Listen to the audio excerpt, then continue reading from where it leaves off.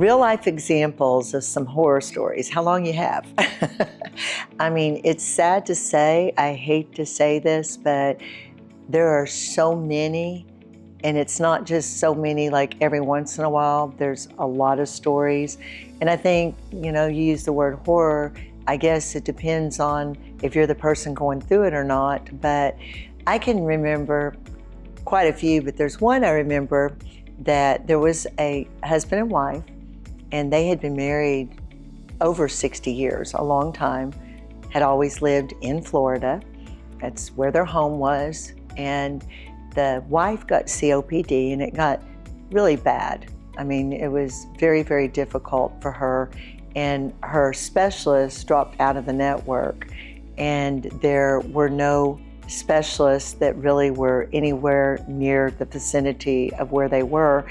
And the daughter called me. She lives in Colorado, and the fact of the matter was, the daughter didn't feel like the mother was getting treated properly anyway. And so she wanted to get her a Medicare Supplement. The problem, of course, is she did not qualify for a Medicare Supplement. And she said to me, is there anything we can do? She goes, my mom is going to die if I'm not able to get her help.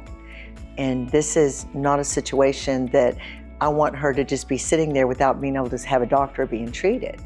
And I said, unfortunately, if you have an Advantage plan, the only way that your mother could get coverage is if she were to be somewhere and that plan was not available. Well, as it turns out, long story short, the daughter lived in Colorado, and if the mother moved to Colorado, that Advantage plan was not there. The desperation for somebody to get treated, I mean, it gives me goosebumps right now, literally right down my legs. I felt little goosebumps because I think about this situation, because having a mom and a dad that I went through, my dad had COPD, and it's a pretty emotional thing to go through something like that. But their situation, what they ended up doing to get their mother help, was uprooted their mother and father, moved them to Colorado. Now keep in mind, it just sounds like, oh, okay, they moved to Colorado. We're talking somebody that's been married over 60 years, living in a home together in Florida. That's their home. They're moving to another whole state to live, which that's an emotional thing right there. The other thing was, yes, she was able to get a Medicare supplement, but they weren't even sure if the conditions of Colorado with the altitude was going to be conducive to their mother's condition with COPD. However, that was their only option. And so I just remember that being just a very traumatic thing for everybody. The mother felt kind of trapped, like, I stay here and I can't get help. I moved there, I'm uprooted from everything I know, from my home, my house. And just think about this. You're having to sell your home? That's emotional if you have nothing going on, right? Oh, and then to have another doctor, another specialist, it was just a lot of change. So that was something pretty horrific for them. I had something on a lighter end that's really just happened yesterday. So it's fresh on my mind. I had a client that he turned 65, and I helped him get on his Medicare supplement when he turned 65. And interestingly enough, every couple of years, talk about following up, every couple of years, he would want me to tell him why it would not be better for him to not go with an Advantage plan. Every couple of years, I mean this is what I would do. And I would remind him, this is why, and I would go through the referral, the networks, not to mention he has health conditions, so I would go through the whole saga every couple of years. Well, last year, he just decided, against everything I told him, he just said, I just can't afford my insurance anymore. I just can't. It's too much money. Now, he has a heart condition, he has stents, he's a diabetic, he had prostate cancer less than 24 months ago, but he was convinced that having an Advantage plan would be the best route for him. He called yesterday morning. Now, he's been on, it's just been a couple of months. And he said, Diana, I said, yes. And he goes, I know why you call them disadvantage plans now. His words. He said, I've spent more in 2 months than I have if I would have kept my premiums for 2 months that I thought was too expensive.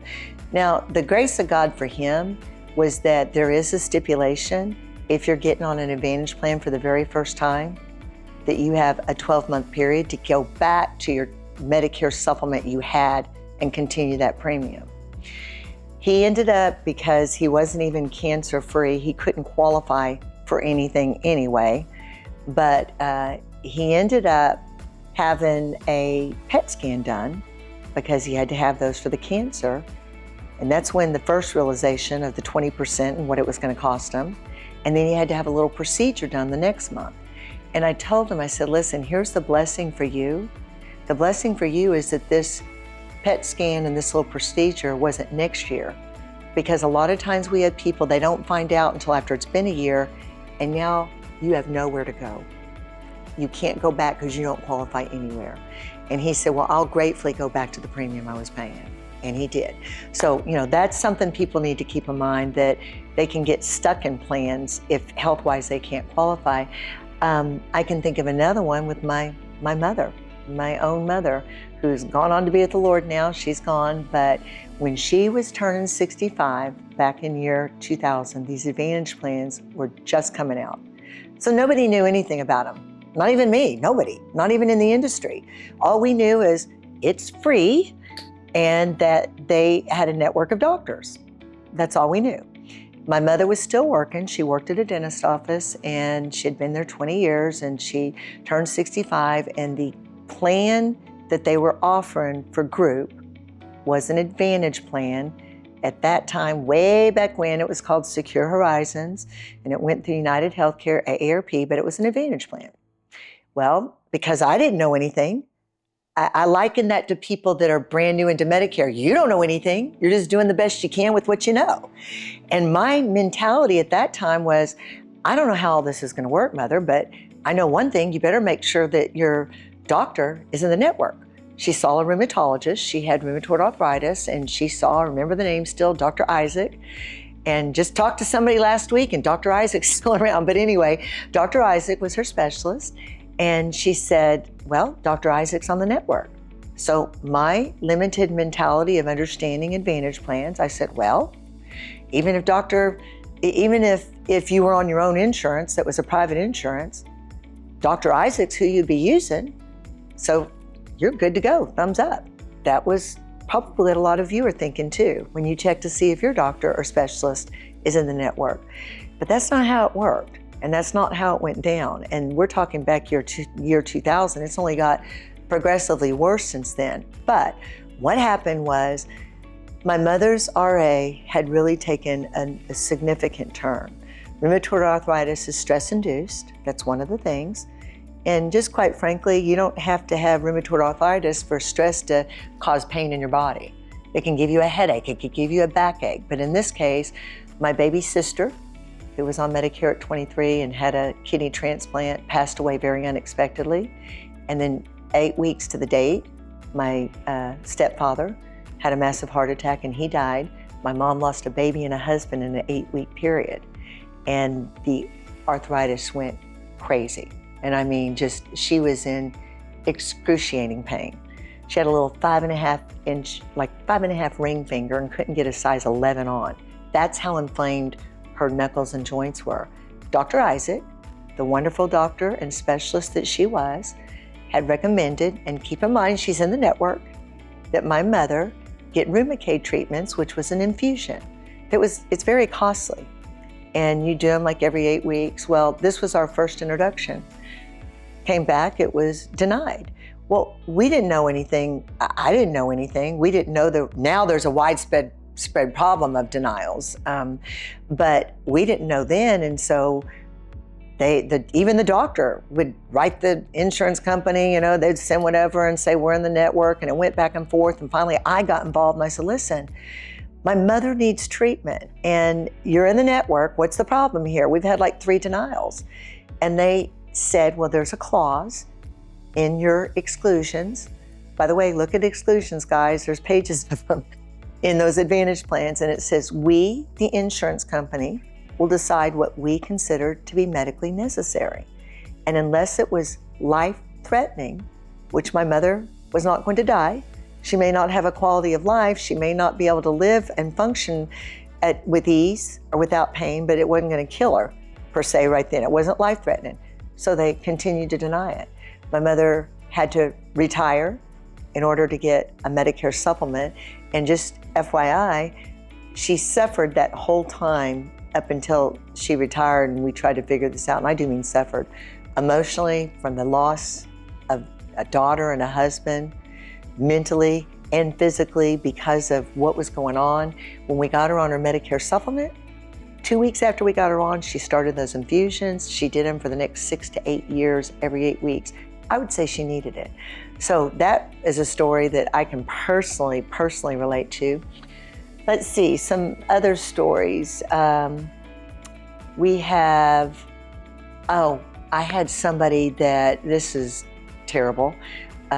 She was in her 80s, so precious. And I do mean precious, the most precious little couple.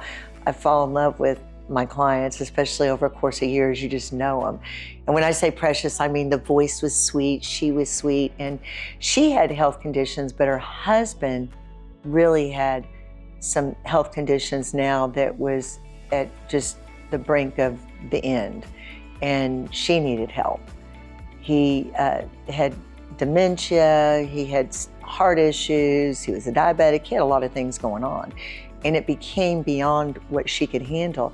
Now, I remember for years, because it went on for a couple of years, she just said, no, I'm gonna take care of him as long as I can because we've been married all these years and till death do us part. I mean, that was really the heartbeat of what she did, but it got to be with her own health conditions and just age and just trying to navigate through his health issues with dementia, that it was necessary that he got some help, and she wanted to have somebody come into the home and help her, like some skilled facility or something to that nature. And she was on an Advantage plan because she had got off her Medicare supplement and was not able to get anything approved for him to have any kind of care. The worst part of it was, believe it or not, it sounds like a fairy tale that I'm making up, but it was a fact.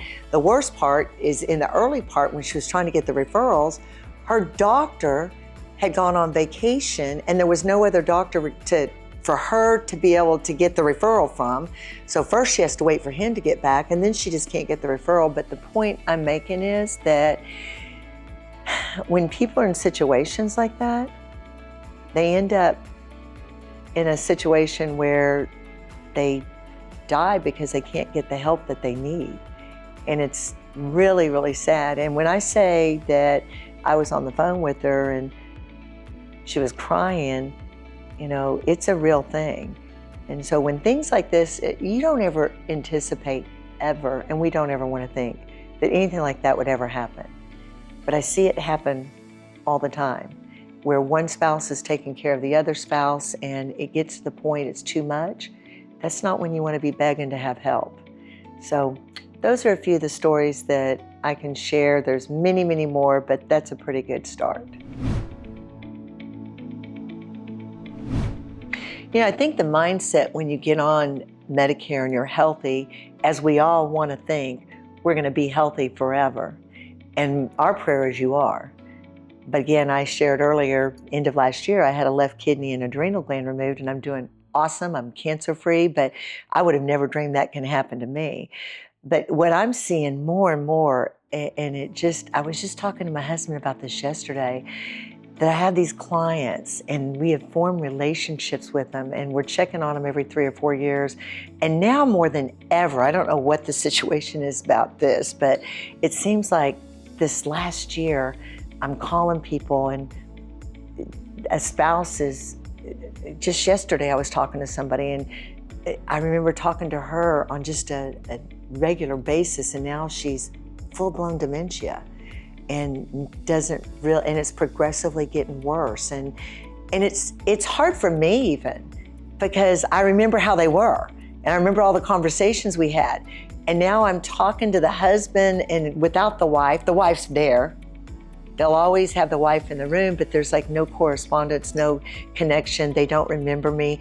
This particular person I'm thinking of that was just this week, she remembered me so much that she would follow me on Facebook and talk to me. And, like I became a friend to her. I never met her personally. And now she didn't even know who I was. And so I think the mindset is that nothing's going to change. But I think also that we need to know that in the event that somewhere between 65 and 105 something does change, that we're protected and that we have the peace of mind that we're going to be able to get our spouse or ourselves the best care, and that we're going to be able to go see any doctor or the best that there is. That's the freedom too of being able to go anywhere in the United States. You think, oh no, I'd never go outside of my area.